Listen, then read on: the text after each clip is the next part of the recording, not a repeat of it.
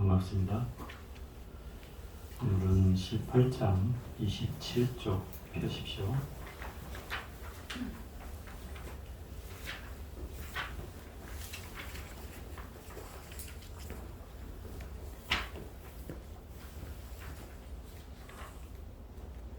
한 몸으로 똑같이 본다. 18장을 읽고 시작하겠습니다. 다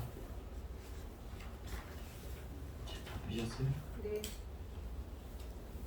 금강반야 바라밀경 제18 한 몸으로 똑같이 본다. 수볼이 어떻게 생각하느냐. 열애에게 유관이 있느냐. 그렇습니다. 세존이시 열애께서 유관이 있습니다. 수볼이 어떻게 생각하느냐. 열애에게 전환이 있느냐. 그렇습니다. 세존이시여 열애께선 전환이 있습니다. 수골이 어떻게 생각하느냐.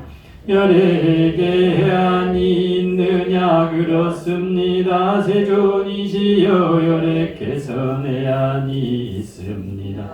수골이 어떻게 생각하느냐.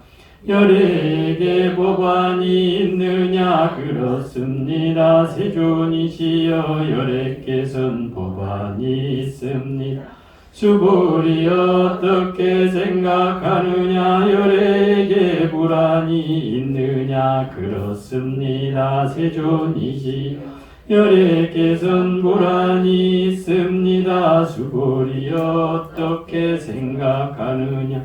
열애의 남아의 모래에 대하여 설한 적이 있느냐. 그렇습니다. 세존이시 열애께서 모래에 대하여 설하셨습니다. 수볼이 어떻게 생각하느냐.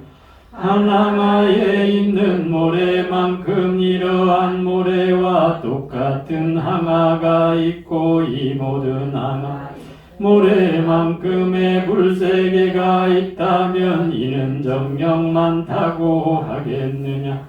매우 많습니다. 세존이시여 부처님께서 수보리에게 이르셨습니다. 저 국토에 있는 중생의 갖가지 마음을 열애는 다 하느니라. 왜냐하면 열애가 설한 모든 마음은 곧 마음이 아니라 그 이름이 마음이기 때문이니라. 수불이여 그러므로 과거의 마음도 얻을 수 없고 현재의 마음도 얻을 수 없으며 미래의 마음도 얻을 수 없느니라.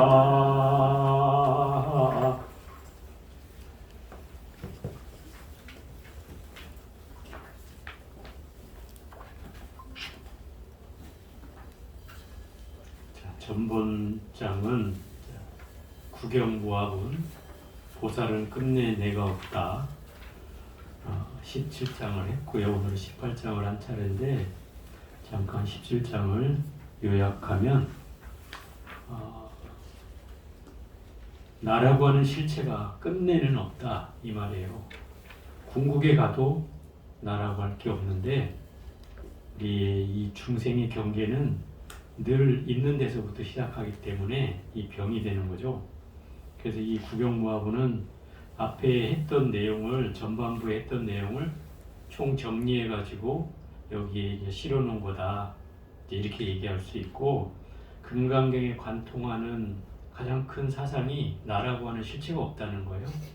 그것이 바로 공이라는 뜻이고, 그 공이라는 말은 모든 세상이 다 연기법에 의해서 서로 다 의존되어 있다 이런 뜻이에요. 공이라는 말이 그렇다 이 말이에요. 이 세상이 인연에 의해서 의하지 않는 건 없다 이 말이에요. 내 마음조차도 결국 다 연관되어 있다 이 말이죠. 너의 마음과 나의 마음이 연관되어 있고 나와 너가 연관되어 있고, 마치 이것을 그 연관되어 있는 것을 뭐 옛날에 이제 그 경전의 표현대로 하면 그 첩적 산중에 우리 산이 막 중첩되어 있듯이 우리 중생 세계가 그렇게 중첩되어 있는데 그 가운데 서로 그물망에 그물코가 있잖아요. 그물코로 연결돼서 그물망이 만들어지는데 그 그물코가 그물망에 뭔가 서로를 연결해주는 자리잖아요. 마찬가지로 중생의 인연들이 서로 이렇게 그물코처럼 얽혀 있다 이런 얘기예요. 그래서 우리가 인생을 옛날의 말로 하면 그 사람과 사람이 만나는 게 굉장히 쉽지 않은 인연이었잖아요.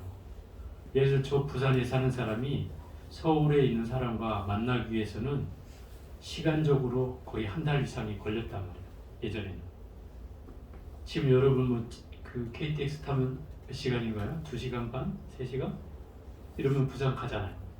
그럼 옛날에 거의 몇 달이 걸렸던 상황이 거의 2-3시간 안에 이루어진다 이 말이에요. 그래서 지구촌의 어떤 삶을 옛날에는 뭐 비행기를 타고 엄청난 시간을 건너가서 또는 배를 타고 몇 달을 가서 결국 그 나라를 갔다면 지금 뭐 비행기 타고 하룻밤이면 왔다 갔다 하니까 결국 일일 생활권이 됐다 이 말이죠. 그만큼 우리의 사람의 인과관계는 더 빨리 진행될 수밖에 없다 이 말인 거예요. 그래서 요즘은 그 어떤 과학자가 한 얘기가 이건 제가 한 얘기가 아니고 사람의 인과관계를 살피면 우리나라 사람은 거의 한 2단계나 3단계만 가면 다 끝난다는 거예요. 다 안다는 거죠. 모르는 사람과 모르는 사람을 딱 붙여놓고 이 사람의 연결고리를 찾아가지고 2단계, 3단계만 나가면 서로가 걸려있는 부분이 있다 이 말이에요. 결국 따져보면 사돈 내 팔촌, 또 내 친구 관계, 또 부모 형제 관계 뭐 이런 것들을 다 아울러서 딱 살펴보면 나하고 크게 우리나라 사람들은 2단계에서 3단계를 넘지 않는다는 거예요. 그럼 이걸 지구촌으로 넓히면 많아봐야 9단계, 10단계라는 거죠. 많아봐야.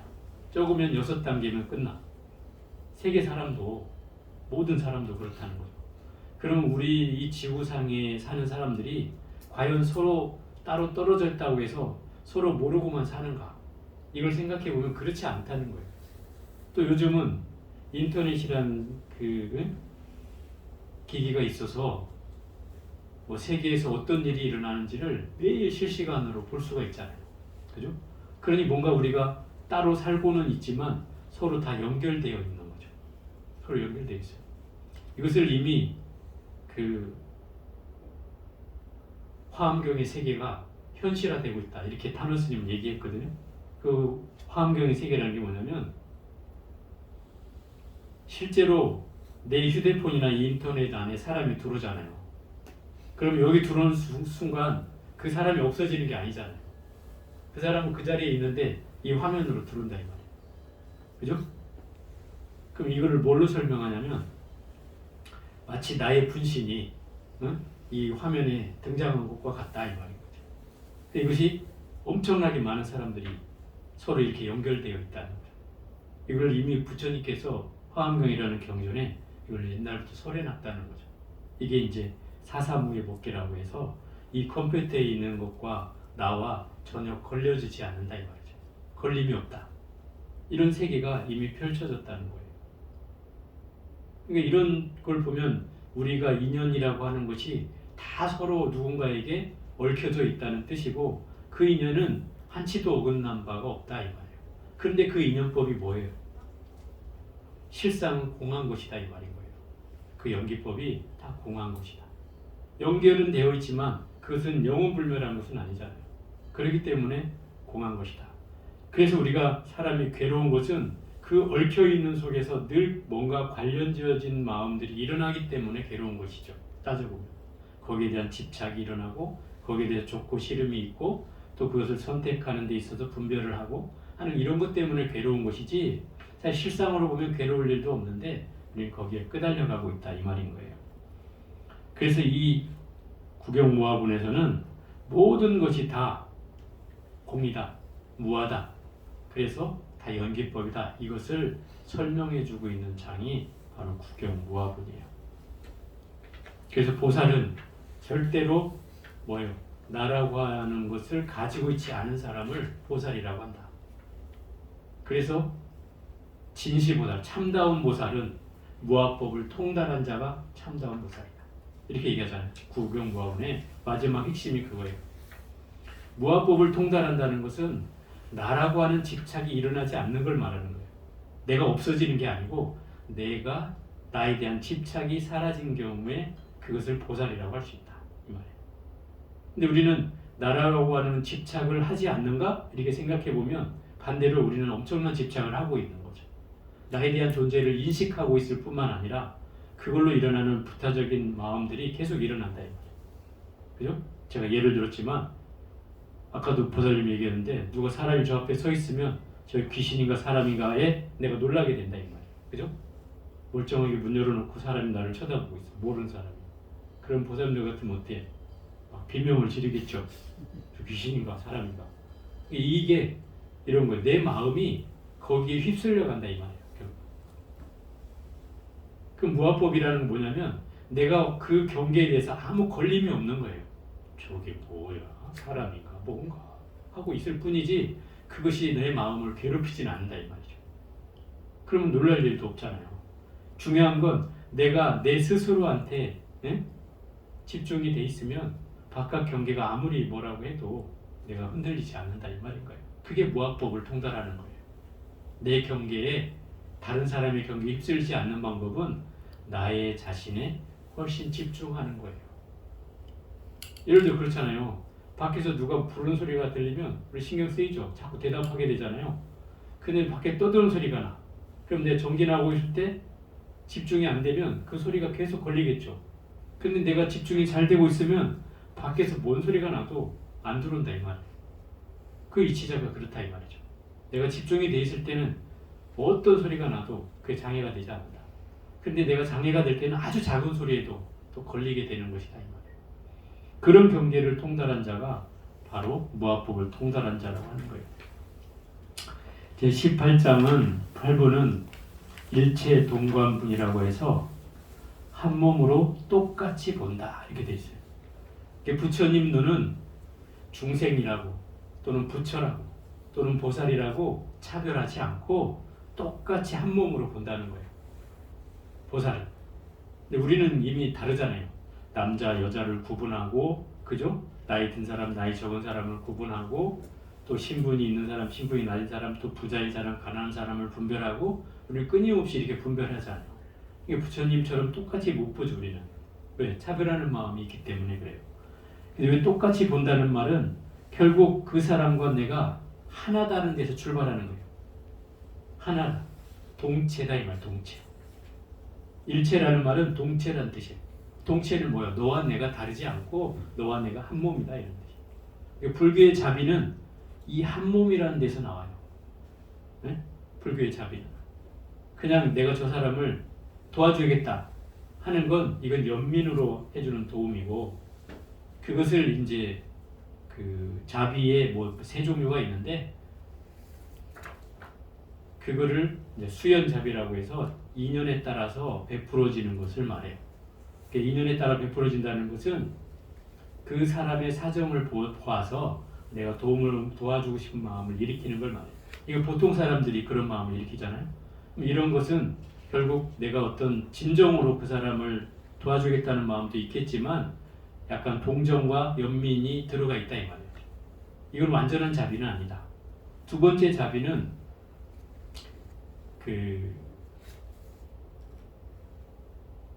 뭡니까? 이제 연이 없는 자비로서 무연자비라고 얘기해요. 이것은 인연법에 의하지 않고 내가 저 사람과 내가 근본적으로 똑같은 데서 출발하는 거예요. 나와 너는 다르지 않다. 그러면 네가 아프면 누가 아파요? 내가 아파야죠. 그죠? 내가 아프면 당신이 아픈 거예요. 이런 논리로 보는 것이 바로 동체 대비라는 거예요. 불교의 자비는 여기서 출발해요. 그러니까 어찌 보면 사회적 시선으로 보면 야 그런데 왜 불교는 그렇게 똑같이 아파한다면 세상에 아프면 같이 아파야 되지 않겠나? 그죠? 그런 말을 하게 되잖아요. 너무 니네들만 아픈 거 아니야?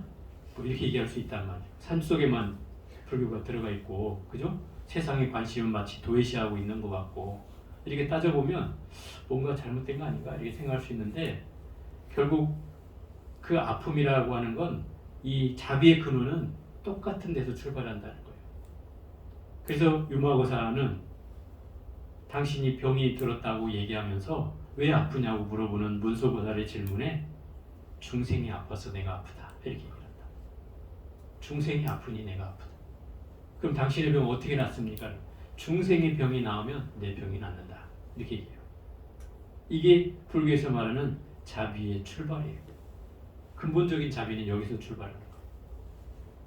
그러니까 부처님도 중생이라는 경계가 있지만 중생을 중생이라고 할 수 없는 것은 뭐 때문이에요? 중생이라고 그냥 불릴 뿐이라고 얘기했잖아요.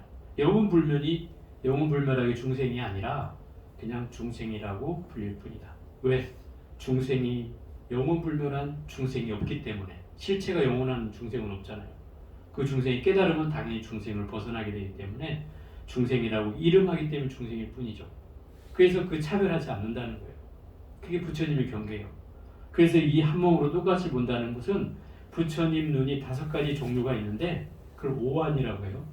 그 5가지 눈으로 본다 하더라도 결국 중생을 5가지로 구별하지 않는다는 뜻이에요. 5가지 눈을 가졌어도 한 가지 경계로 본다는 거예요. 그게 오한에 관련된 얘기예요. 유관이 있느냐? 유관이 있습니다. 그렇습니다. 세존이시여. 여래께서는 유관이 있습니다. 이 유관이라는 말은 육신의 눈을 가리켜서 유관이라고 해요. 우리가 보통 가지고 있는 눈, 이것을 유관이에요.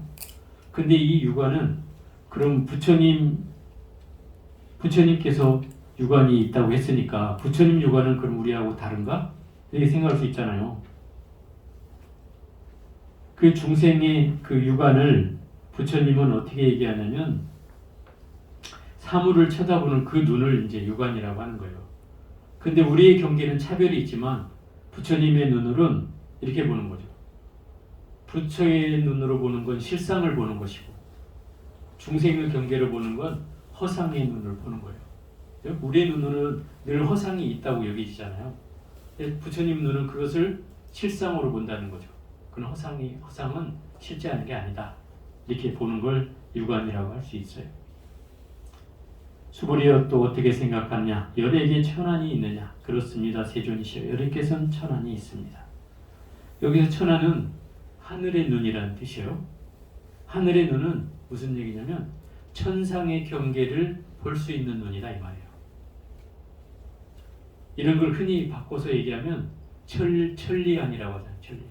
천안통을 얻었다. 부처님이 천안통을 얻어서 하늘 세계를 꿰뚫어 본다. 그래서 뭐 무슨 하늘 있잖아요. 그런 세계를 부처님이 훤히 내가 뭐 이렇게 지켜보듯이 훤히 보여진다 이 말이에요. 손바닥에 보듯이 훤히 보여진다. 그래서 이 천안을 얻었다라고 얘기하는데 이 천안을 부처님은 가지고 있다는 거예요. 또 수불이에 어떻게 생각하느냐? 열에게 해안이 있느냐? 그렇습니다. 세존이시여. 열에께서는 해안이 있습니다.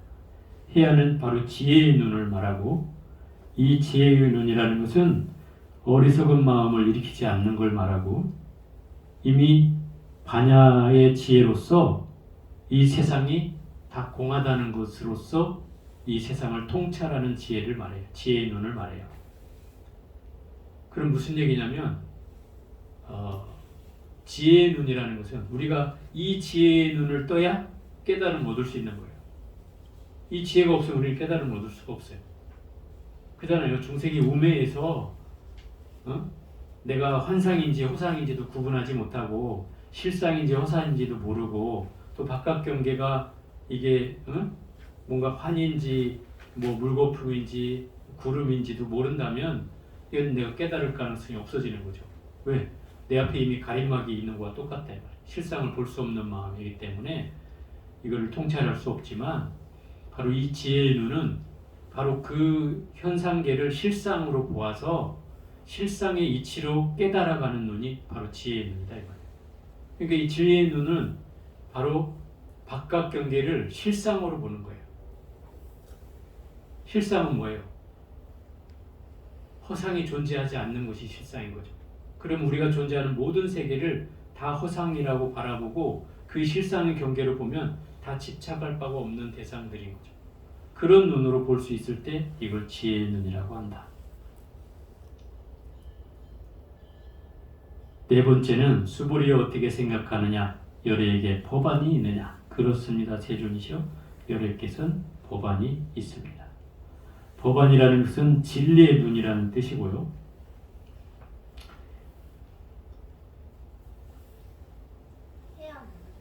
네? 해안 안 했어? 했잖아. 자, 법안은 법의 눈이라는 뜻이고요. 인연 따라 일어나는 만상을 하나도 빠짐없이 훤히 볼 수 있는 눈이요.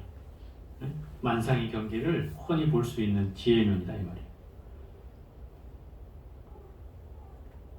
또 이것을 다른 표현으로 하자면 일체법이 다 연기한다는 것을 보는 그 안목, 그것을 법안이라고 하고, 해능 스님은 그걸 그렇게 얘기했어요. 이 법안을, 법에 집착하는 마음을 없애는 것을 이 법안이라고 한다. 이 법에 집착한다는 건 뭐예요? 절대적인 진리에 끝까지 이 진리는 존재한다라고 여기는 이제 그런 눈이 바로 법에 대한 집착이라고 할 수 있죠. 그 금강경의 제 7분에서가 나오잖아요. 그 여벌유자라고 해서 내가 깨달음을 얻은 사람이 이미 깨달음을 얻었다는 것은 지혜의 강을 건너갔다는 뜻이에요.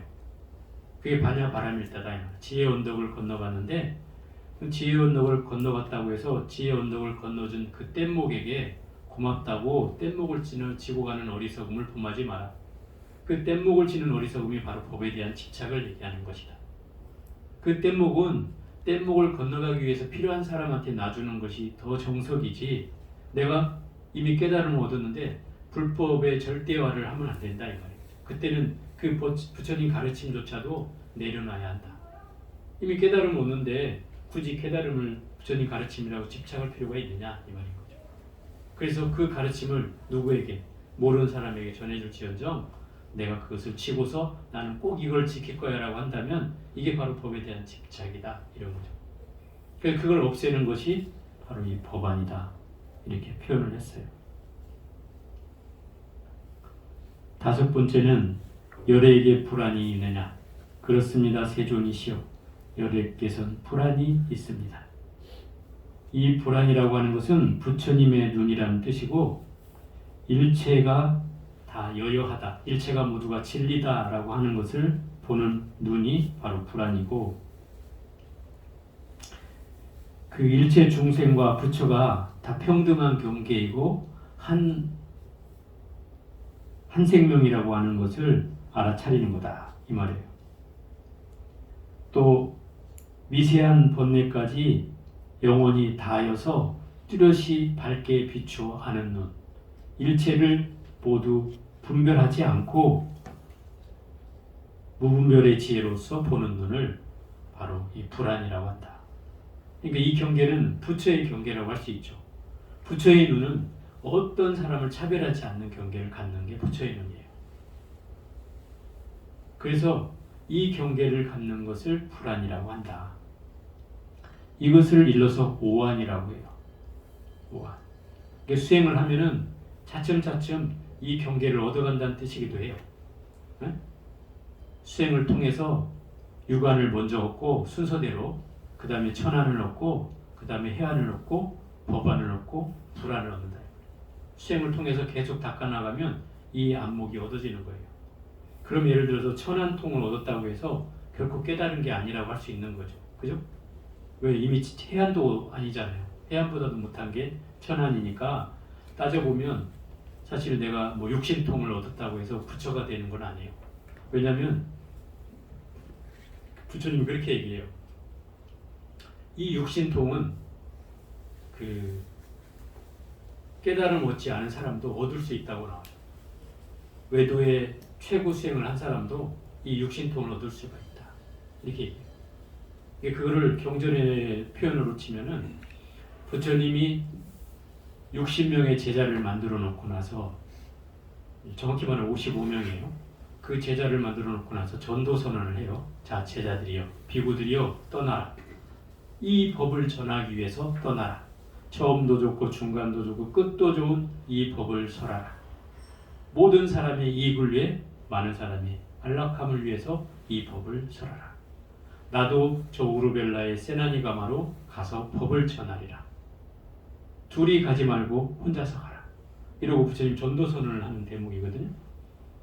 그리고 이 부처님이 우르벨라로 가서, 우르벨라는 어디냐면 지금 보도가야의 근처에 있는 강 숲속인데, 거기에 카샤파라고 하는 그 경전에는 마하가섭이라고 하는 가섭 삼형제가 외도, 다른 종교를 믿고 있는 그 1000명의 제자를 거느린 그 배화교도라고 하는데, 불을 숭배하는 그 종교를 믿는 사람을 부처님이 타겟을 삼아서 거기를 찾아 들어가는 거예요.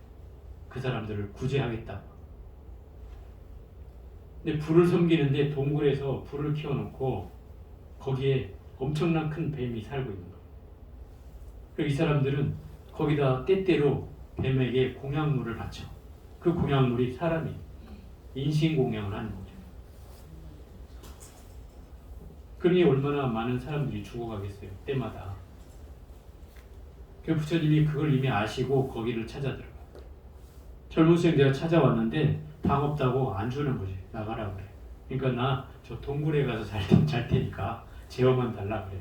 저기 들어가면 큰일 난다고, 안 된다고 그러는 거야. 나는 괜찮다고. 그러니까 처음에는 안 된다고 그랬다가 괜찮다고, 내가 가서 내일 내가 죽는지 사는지 보면 될 거 아니냐. 만약에 죽으면 당신 말대로 인신공양 했다고 생각하면 되고, 안 죽으면 이 사람 살아도 된다, 이렇게 여기면 된다고. 그래서 스님이 들어가서 하룻밤 자게 되는데, 들어가니까 뱀이 나타나가지고 엄청난 큰 뱀이 막 부처님을 막 해하려고 하거든요. 부처님이 손으로 탁 잡아가지고 휙 해서 호르비언 같은 데다 휙 넣어버린단 말이에요. 그래가지고 그 뱀을 애완동물처럼 다루는 거죠. 말잘 듣게. 그 법문도 해주고, 부처님 거기서 아주 편하게 주무셔. 그 다음날 일어나서 막 그 교주가 가보니까 부처님이 잘 잤다고 나오거든. 갑자기 좀 황당해진 거죠. 범상치 않은 젊은 수행자구나, 이렇게 여기고 있는데, 이 부처님이 이 마하카샤파 이 큰 형님을 삼형제가 있었는데 매일 찾아가. 매일 찾아가. 그러니까 이 교주가 불편해지는 거예요. 이제. 왜 자꾸 찾아오지? 안 왔으면 하는 거죠. 근데 어느 날 이제 그 나라의 왕이, 이 교주가 좀 유명한 사람이어서 교주를 찾아서 왕이 찾아오는 거예요. 그래가지고 막 잔치를 벌리고, 막 왕이 온다고 막 청소도 하고 음식도 막 대접하고 해가지고 엄청나게 이제 잔치를 차리는데, 이 젊은 수행자가 또 와가지고 귀찮게 하면 어떻게 하지? 속으로 생각하고 있었는 거예요. 근데 그날은 또 희한하게 안 나타나네. 그래갖고 이제 왕을 다 그 환대를 하고 돌려보냈는데, 그러고 나니까 또 궁금해지는 거예요. 이 수행자가 왜 안 나타나지 오늘은? 하고 있는데 부처님이 씩 나타나. 그거 왜 아까 오전에는 안 왔냐고 이러니까, 당신이 안 왔으면 하지 않았냐고. 그래서 내가 안 왔다고. 그럼 왜 지금 왔냐고 그러니까, 당신이 또 왔으면 하지 않았냐고. 그래서 왔다. 여기에 이 사람이 이제 설복이 되는 거예요. 이전에는 뭐 내가 무수한 얘기가 있었지만 생략한 것은, 둘이 막 신통을 자랑해요. 서로 대결을 해요. 무리를 막 걸어가고 막 공중을 나르고 막 서로 막 그 대결하는데 서로 막상막한 거예요. 이 늙은 마하카샤파 교주나 젊은 수행자인 부처님이나 뭐 서로 한치도 양보하지 않고 서로 지지도 않아. 똑같아. 이 사람은 깨달은 사람이 아닌데도 그 신통력으로는 부처님과 막상막하했단 말이에요. 근데 어디에서 지게 되냐면, 마음을 꿰뚫어 보지 못했다는 거죠. 그 부처님은 이미 저 사람 마음을 알고 있는 거죠. 그래서 당신이 안 왔으면 했을 때 가지 않았고, 왔으면 했을 때 나타났다 이 말이에요. 그래서 거기에 이 사람이 설복이 돼서, 나는 내가 신통력으로는 당신하고 뭐 삐까삐까한데 비등비등한데 내가 당신의 마음을 알아볼 수는 없다. 여기까지가 나의 한계다. 이러고 이 젊은 수행자한테 귀의를 하게 되는 거예요. 그래갖고 그 500명의 제자가 있었는데 그 부처님한테 귀의하게 되고 밑에 마을에 살고 있는 두 번째 형이 300명, 또 밑 아랫마을에 살고 있는 세 번째 동생이 200명, 해갖고 1000명이야. 막 제기나 이런 것들이 막 떠내려 오는 거예요. 그 두 번째 동생이 야 형님 집에 큰일 난 것 같다. 제기가 막 다 떠내려 오니까 그 막 뛰어 올라와 보는 거죠. 그랬더니 자기 형님이 교주인데 교주가 잘 젊은 수행자 앞에 머리를 조아리고 절을 하고 있고 거기서 법문을 듣고 있단 말이에요. 갑자기 뿔따구가 났어요. 아니 교주가 젊은 수행자 때 절을 하고 있고 가서 막 따지려고 갔더니 형님이 아무 말도 못하게 그리고 거기 앉혀놓고 법문을 듣는 거죠. 그 두 번째 형도 법문을 듣다 보니까 감화가 돼가지고 자기 제자들한테 다 제기 버리고 다 귀하라 그런 거예요. 그 300명까지 왔죠. 또 거기 제기 버린 게 또 아랫마을에 가니까 200명을 거느리고 있던 막내 동생이 또 찾아오는 거죠. 그래서 그 200명까지 다 귀하게 돼서 1000명이 한꺼번에 귀하게 되는 거예요. 그런 이제 부처님이 말씀이 있었단 말이에요. 그래서 부처님이 이들을 신통력으로서도 구제한 게 아니라 마음을 꿰뚫어 보는 것으로서 이들을 교화했다 이 말인 거죠. 이게 부처님이 되지 않아도 결국 이 신통력은 생길 수 있다 이 말이에요. 어쨌든 부처님은 이렇게 유관, 천안, 해안, 법안, 불안이라는 5개의 눈을 가지고 있었지만 이 눈의 경계로서 중생을 절대 차별하지 않았다는 거예요. 그래서 한 몸으로 보았기 때문에 그것을 일체 동관이라고 하는 거다 이 말이에요. 수불이여 어떻게 생각하느냐? 열애는 항아의 모래에 대하여 설한 적이 있느냐? 그렇습니다. 세존이시여. 열애께서 모래에 대하여 설하셨습니다. 앞에 부분에도 많이 나오죠. 항아의 모래는. 수불이여 어떻게 생각하느냐? 한 항아에 있는 모래만큼 이러한 모래와 똑같은 항아가 있고 이 모든 항아의 모래만큼의 불세계가 있다면 부처님 세계가 있다면 이는 정녕 많다고 하겠느냐? 모래 아래 숫자만큼 부처님 세계가 있다고 하면 당연히 많다고 하겠죠. 그죠? 여러분은 그 항아의 모래를 잘 몰라 본 적이 없어서 그 겐지스 강가에 가면 그 강가가 바다 같아요. 바다. 넓다는 뜻이 아니라 백사장이 그만큼 바다처럼 많다는 뜻이에요. 백사장. 그 백사장의 모래가 우리 저 바닷가에 있는 모래알은 뭐 이렇게 막 꺼끌꺼끌 하잖아요.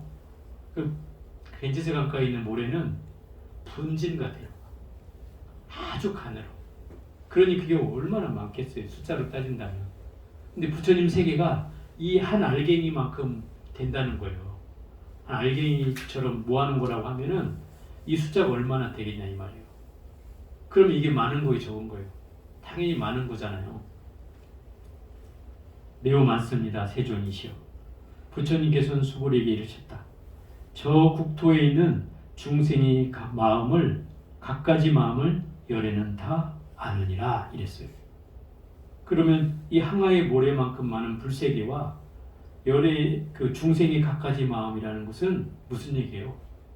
중생의 갖가지 마음이 이 항아의 모래알 숫자만큼 많다는 뜻이에요. 그 얘기를 하고 싶은 거예요. 그런데 부처님은 어쩐다고요? 그 많은 숫자의 중생들이라 하더라도 다 마음을 안다 이 말이에요. 왜 알아요? 부처님이 신통력이 있어서? 그건 뜻이 아니고 더 근본적으로는 중생을 차별 없이 똑같이 보기 때문에 그 마음을 안다는 거예요. 거기에 차별이 없다는 거예요. 낱낱이 분석해서 안다는 뜻이 아니라 그 마음의 속성이, 마음의 성질이 똑같다는 거죠. 그렇잖아요. 중생의 마음의 본질이 똑같아. 물론 중생의 경계마다, 중생 각각마다의 차별이 있겠지만 그걸 차별하지 않고 본다는 거예요. 차별 없이, 분별하지 않고, 너와 내가 다르다고 생각하지 않고 실상의 눈으로 그 마음을 보기 때문에 그래서 다 안다고 하는 거예요. 왜? 실상의 경계를 보면 한 경계다 이 말이에요. 이게 똑같이 보는 마음이야. 그래서 다 안다고 하는 거예요. 예를 들어 우리가 막 전지전능한 하나님이어서 다 아는 게 아니라 실상의 이치로 보면 나나 너나 할 것 없이 모두가 똑같은 마음이다 이 말이에요. 그래서 안다고 하는 거예요. 왜냐하면 열애가 설한 모든 마음은 마음이 아니라 곧 그 이름이 마음이기 때문이다. 무슨 얘기? 마음은 영원불멸한 것이 아니라 잠시 이 마음이라고 할 동안에 실체로서 존재하는 게 아니라 잠시 있는 거다 이 말이에요. 그래서 그냥 이름이라고 할 뿐이다 이 말이에요. 영원불멸한 게 아니잖아요. 여러분은 마음이 영원불멸하다고 생각해요? 마음이라는 것은 원각경에서 이렇게 얘기하고 있어요. 육진에 반연한 그림자로 형성된 것이 바로 마음이다. 이렇게 얘기해요. 육진에 반연한 그림자라는 것은 육진이 뭐예요? 색성향, 미촉법, 이것을 육진, 육경이라고 해요. 그걸 반연한 그림자라는 것은 색성향, 미촉법을 보는 건 누구예요? 바로 안이비설신이거든요. 안이비설신. 바로 안이비설신이가 색성향, 미촉법을 보아서 일으키는 경계가 그게 마음이라는 거예요. 중생들이 마음의 경계는 그런 거예요. 왜냐하면 내 마음의 실체가 어디냐 이러면 여러분 대답할 수 있는 사람 있어요? 마음 어디 있어요? 이렇게 얘기하면 어디 있다고 얘기할 수가 없잖아요. 그죠? 그런데 이런 거예요. 이 마음이란 놈은 실체가 없는데 우리가 인식하는 경계가 눈으로 색을 보고 아 저 무슨 색깔이야? 또 귀로 소리를 듣고 무슨 소리야? 코로 냄새를 맡고 무슨 냄새야? 혀로 맛을 보고 무슨 맛이야? 그죠? 몸으로 접촉하고 어떤 느낌이야? 또 생각으로 대상을 분별하고 생각을 일으키는 이 경계를 가리켜서 우리는 그걸 마음이라고 여긴다 이 말이에요. 진짜 마음은 아닌데 그 움직여지는 경계로서 내 마음을 인식한다는 거예요. 그렇겠죠? 실상 마음 어디 있어? 그러면 어디 있다고 얘기할 수는 없지만 그 움직이는 경계 안에 있다 이런 얘기죠. 그래서 그걸 마음으로 여긴다. 그런데 그 실상은 아니잖아요. 움직여지는 그 마음의 경계는 결국 실상이 아니라 끊임없이 움직이는 허상인 거죠. 그래서 부처님은 늘 그게 설사 부처님이라 해도 부처가 아니라 이름이 부처일 뿐이다 이렇게 얘기하잖아요. 왜? 그거에 대한 집착을 갖지 말라는 말이죠. 응? 마음에 대한 것도 영원불멸할 것 같지만 그렇지 않다는 거예요. 그래서 이 갖가지 마음 또한 한 경계로 보고 또 그 이름에 대한 집착도 또한 없다 이런 얘기죠. 수불이여 그러므로 과거의 마음도 얻을 수 없고 현재의 마음도 얻을 수 없으며 미래의 마음도 얻을 수 없느니라. 이 대목이 이 18분의 가장 중요한 대목이에요. 이건 잘 들어야 돼. 좀 길어질 수도 있어. 과거 신불가득, 현재 신불가득, 미래 신불가득 이렇게 얘기하는 거예요. 이거는 옛날 중국의 고사에 나오는 얘기인데 덕산 스님이라는 스님이 계셨어요. 이 덕산 스님은 금강경의 대가예요. 금강경을 뭐 금자 한 자만 꺼내도 하루 종일 얘기할 수 있는 사람. 심지어 이 금강경을 앞으로도 외우고 뒤로도 외워. 뭐 이 금강경 중에 한 자만 딱 꺼내면 그냥 막 즉설주알로 막 나오는 거예요. 금강경의 대강백이에요. 아주 큰 강사라 이 말이에요. 이런 분인데 이분이 북방 이제 중국의 북쪽 북경 쪽에서 이제 후학들을 가르치고 있었는데 저 남방에서 참선을 한다는 무리들이 경전은 보지 않고 선방에 있는 사람들이 뭐 하는 사람들이에요? 참선하는 사람들이잖아요. 그 사람들이 경전 보고 앉아 있겠어요? 이목구 하고 있을 거 아니에요. 경전은 보지 않고 이목구만 하면서 이 무식을 드러내고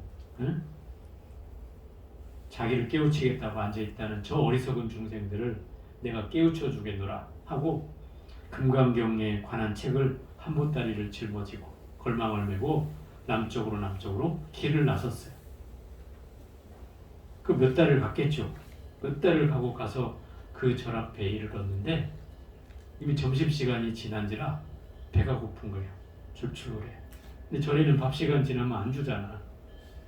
그러니까 요기를 좀 하고 들어가야 될 것 같아서 절 밑에 사하촌에 떡을 파는 노인네가 노파가 앉아 있는 거예요. 불건이 잘 됐다 하고 떡을 좀 주시오 이러니까 이 노파가 그래. 스님은 그 등짐에 이렇게 뭘 이렇게 무겁게 지고 오세요? 이렇게 물어. 내가 말이야 저 북방에 어디서 온 스님인데 이 금강경이 이 안에 다 들어있다. 나는 금강경에 대해서는 나한테 뭐 어떤 얘기를 해도 내가 다 대답할 수 있다. 적설주화를 해줄 수 있다. 이렇게 얘기하는 거야. 노파가 그래. 그래요? 그럼 내가 한마디 물을 테니까 대답을 잘하면 내가 떡을 그냥 드리리라. 그런 거야. 그러니까 이 스님이 쾌재를 부르는 거지. 자, 말해보라고. 내가 금강경에 대해서는 다 깨고 있는 사람이 말해보라고. 다 이래. 그러니까 이 사람이 노파가 뭐라고 대답을 질문한 줄 알아요? 당신이 지금 떡을 이 점심이 지난 이후에 떡을 드시라고 하는데 당신이 먹으려는 점심은 점심 잘 들어요. 이 점심이 여기서 나온 말이야. 점점자에다가 마음심자야. 점심이. 이게 무슨 말이에요? 마음에다가 점을 찍을 만큼만 먹는 게 점심이었어 원래. 예? 그 우리는 너무 망찬을 하고 있죠. 이 말을 빗대서 이제 제 질문을 하는 거예요. 자, 금강경에 보면 과거심 불가득, 현재심 불가득, 미래심 불가득이라고 있지 않습니까? 아, 그렇지, 있지. 그럼 당신이 지금 이 떡을 먹으려고 하는 이 점심은 어디에 마음을 찍어야 됩니까? 이렇게 물었어. 과거의 마음도 잡을 수 없다고 그랬고 현재의 마음도 얻을 수 없다고, 미래의 마음도 얻을 수 없다고 했는데 당신이 지금 이 먹으려고 하는 이 떡의 점심은 어디에 마음을 찝어야 되냐? 이렇게 물은 거예요. 아무리 경전을 잘 알고 있는 이 스님도 그 노파 한마디에 꼼짝 못하고 아무 소리를 못하네. 여러분 대답할 수 있어요? 여러분이 먹는 점심은 어디에 찍어야 돼요? 현재. 넌 떠가 좀 보기 틀렸어. 그래가지고 꼼짝없이 대답을 못하니까 이 노파가 회를 차는 거지. 당신 오늘 떡은 걸렸어. 그러니까 막 부하고 끓어오르는 거죠. 배는 고픈데 노파한테 희롱을 당했다면서 막 분을 사귀면서 이제 절로 들어갔어요. 절로 들어가서 막 큰 소리를 치는 거야. 거기에 이제 용담 스님이라는 큰 스님이 계셨는데 용용자에다 못담자거든요. 연못하는 담자. 막 도량을 드러내면서 그러는 거야. 괜히 화풀이를 거기다 하고 있는 거죠. 이 절에는 용도 없고 담도 없구나. 그러면서 막 큰 소리를 치면서 막 들어와. 그러니까 뭐 그 시자가 막 뛰쳐나와서 그러는 거지. 지금 스님이 저희 손님이 오셔가지고 담소를 나누고 있으니 저 객실에 가서 좀 기다리시면 스님이 그 손님이 가신 뒤에 부르신다고 합니다. 이렇게 객실을 이렇게 안내해줬어요. 그리고 객실에서 있다가 이제 때가 돼서 저녁을 먹고 한참을 기다리는데도 밤이 뭐 우습해졌는데 부르지를 않는 거예요. 나를 이 객을 대접을 말이야 너무 시원찮게 한다고 막 생각하고 있는 차에 시자가 쫓아와서 스님이 오시란다는 거예요. 그리고 밤늦게 돼가지고 이제 찾아왔어요. 가서 인사를 드리고 앉아서 막 금강경에 대해서 썰을 풀기 시작하는 거야.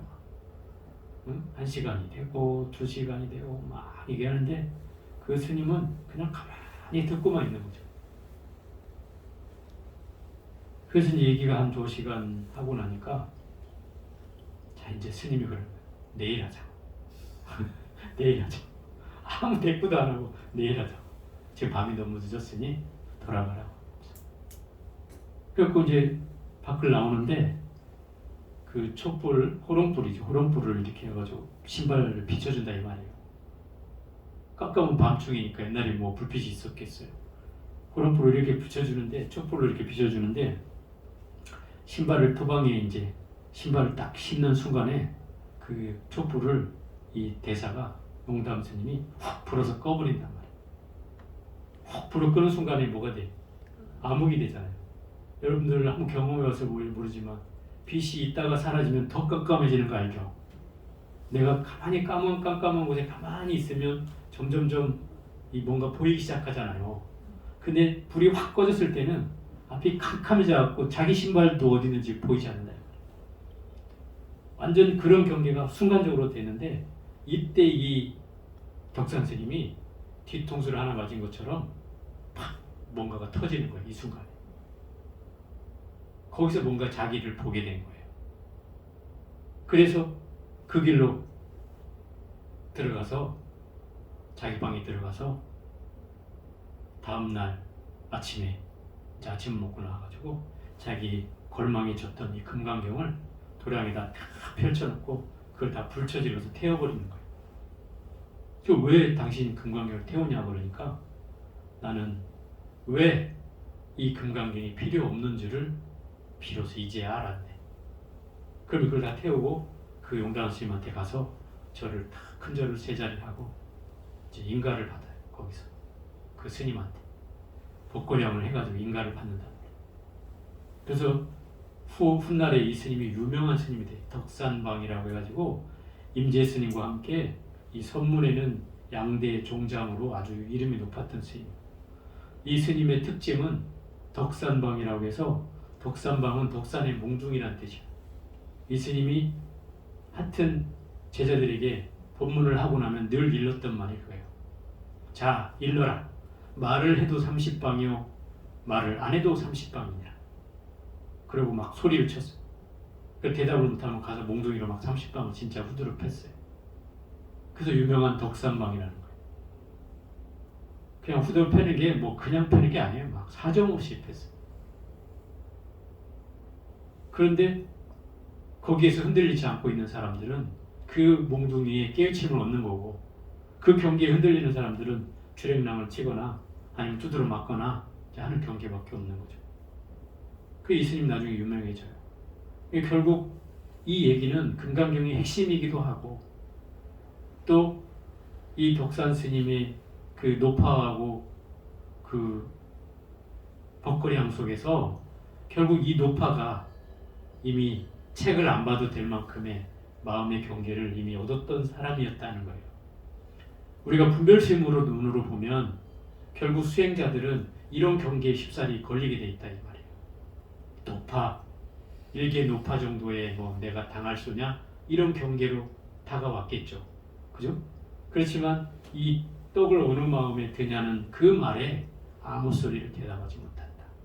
결국 마음을 닦는 일은 이 이론에 있지 않다. 책에 있지 않다. 이 말이에요. 마음의 경계는 항상 현재에 있는 거예요. 근데 그 현재라고 해도 아까 얘기했지만 현재라고 해도 맞지 않은 거예요. 왜? 현재도 또한 얻을 수 없다고 했잖아요. 현재도. 지금도 얻을 수 없어요. 그러니까 그 찰나일 뿐이다 이 말이에요. 찰나. 결국 우리의 존재는 따져보면 찰나의 생멸하는 거예요. 찰나에 살고 죽어요. 끊임없이 찰나에 살고 죽어요. 왜? 의식이 일어나는 건 생이고 의식이 사라지는 건 멸이야. 그러면 그게 끊임없이 일어났다 사라졌다 일어났다 사라졌다 하잖아요. 그래서 부처님은 그런 얘기까지 하는 거예요. 만사 만생이라 이렇게. 만번 죽고 만번 살아난다 이 말이에요. 만번 죽고 만번 태어난다. 뭐가? 그 의식이란 놈은 끊임없이 죽고 살고를 거듭하잖아요 이 말이에요. 그죠? 그 생에 나의 존재가 있고 그 멸에 나의 존재가 사라지는 거와 똑같다 이 말이에요. 그걸 내가 인식하고 산다면 어떻겠어요? 생에 대한 집착이 많이 떨어져 나가지 않겠어요? 그죠? 그걸 말하는 거예요. 그래서 이 과거신 불가득, 현재신 불가득, 미래신 불가득이라는 이 말이 결국은 뭐요? 이 마음에 대한 현주소를 얘기해주고 있고 그 진리를 얘기해주고 있다 이 말이에요.